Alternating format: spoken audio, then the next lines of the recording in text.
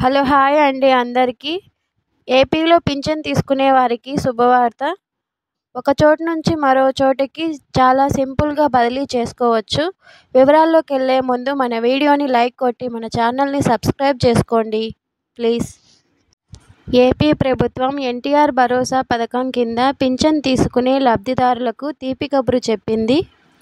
రాష్ట్ర వ్యాప్తంగా కొందరు పింఛన్దారులు ఇతరత్రా కారణాల రీత్యా వేరే జిల్లాలకు, మండలాలకు వలస వెళ్లారు. వీరు ప్రతి నెలా తమకు పింఛన్ మంజూరైన ఊరికి వచ్చి నగదు తీసుకోవాల్సి వచ్చేది. అయితే ఈ సమస్యకు చెక్ పెట్టేందుకు ప్రభుత్వం కీలక నిర్ణయం తీసుకుంది. తాము నివసించే మండలాలకు, జిల్లాలకు పింఛన్ బదిలీ చేసే అవకాశాన్ని కల్పించింది. రాష్ట్రంలో ఎవరైనా ఎన్టీఆర్ భరోసా పింఛన్ను బదిలీ చేసుకోవాలనుకుంటే గ్రామ, వార్డు సచివాలయానికి వెళ్లి దరఖాస్తు చేసుకోవాల్సి ఉంటుంది. ఈ మేరకు ప్రభుత్వం వెబ్సైట్లో ఆప్షన్ ఇచ్చింది. పెన్షన్ ఐడి, ఏ ప్రాంతానికి బదిలీ చేసుకోవాలనుకుంటున్నారో అడ్రస్ ఇవ్వాలి.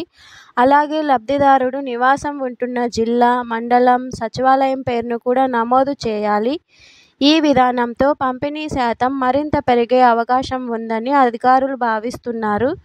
ఈ మేరకు బదిలీ ద్వారా ఇతర ప్రాంతాల్లో నివాసం ఉంటున్న వారున్న ప్రాంతాల్లోనే పింఛను తీసుకునే వెలుసుబాటు కల్పించారు.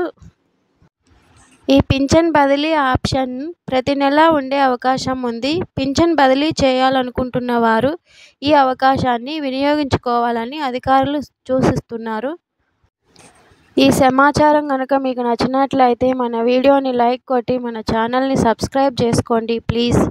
Thank you all.